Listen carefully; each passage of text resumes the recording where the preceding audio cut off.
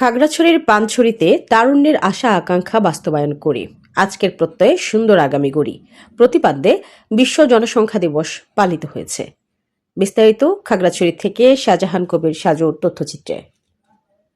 রোববার সকালে উপজেলা পরিবার পরিকল্পনা কার্যালয়ের আয়োজনে উপজেলা পরিষদ সম্মেলন কক্ষে আলোচনা সভা ও পুরস্কার বিতরণী অনুষ্ঠিত হয়।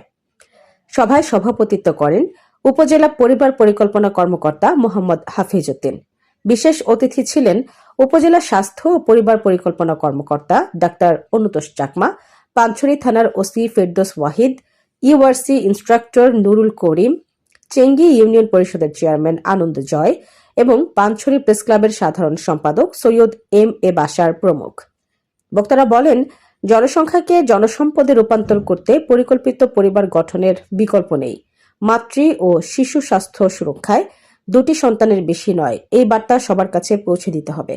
অনুষ্ঠানের শেষে পরিবার পরিকল্পনা সেবায় বিশেষ অবদান রাখায় মাঠকর্মী, সেরা দম্পতি ও প্রতিষ্ঠানকে সম্মাননা ও একজন বলেছেন, আজকে যদি আমরা গাছ লাগাই, সেই গাছের ফল যদি আগামীকাল খেতে চাই তাহলে কেমন হবে।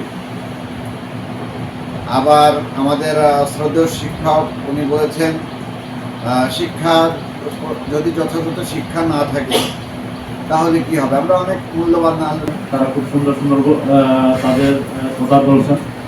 এছাড়া আরো কথা বলছেন আমাদের বিভিন্ন এখানে যেখানে সম্মানিত শিক্ষক মহোদয় আসেন, সাংবাদিক বৃন্দ, বিভিন্ন দপ্তর প্রধান কথা বলতেছি। এই তরুণ বা আমরা একজন যদি সক্ষম ভালো একজন শিক্ষিত তরুণ যদি আমি করতে চাই, তাহলে আমাকে প্রথম যে কথা যে কাজটা করতে হবে, আমাদের শুরু থেকেই আমাদের গড়ে তুলতে হবে। এই যে